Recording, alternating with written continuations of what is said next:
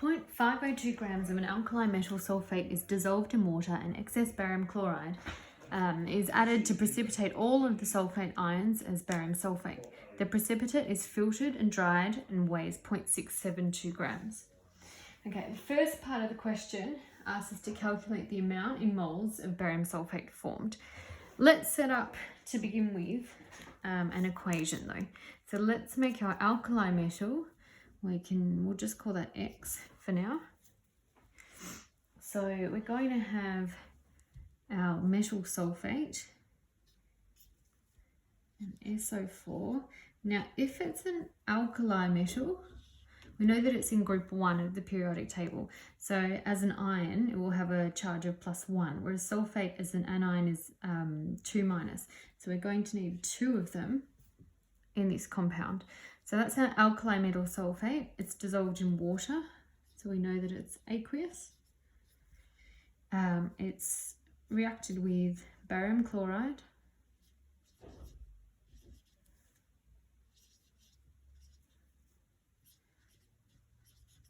and so I'm not going to fit it all the way across, so I'm going to put a second line down here. Together they react and will make a precipitate, which means we'll make a solid. The sulfate ions is barium sulfate, so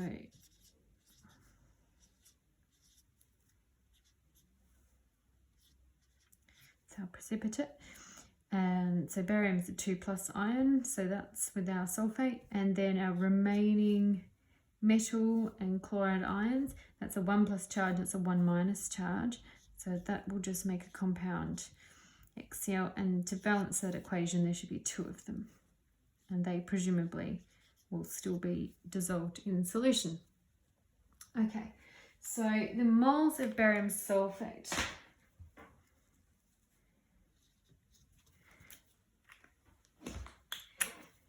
Here we can see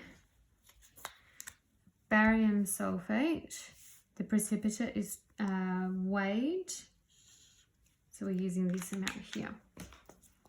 So our moles of barium sulfate will be equal to our mass over molar mass, which in this case we have 0.672 grams, and then barium sulfate, there's barium, sulfur, and 4 oxygens. So we have a molar mass of 233.4. Okay, so putting that into our calculator,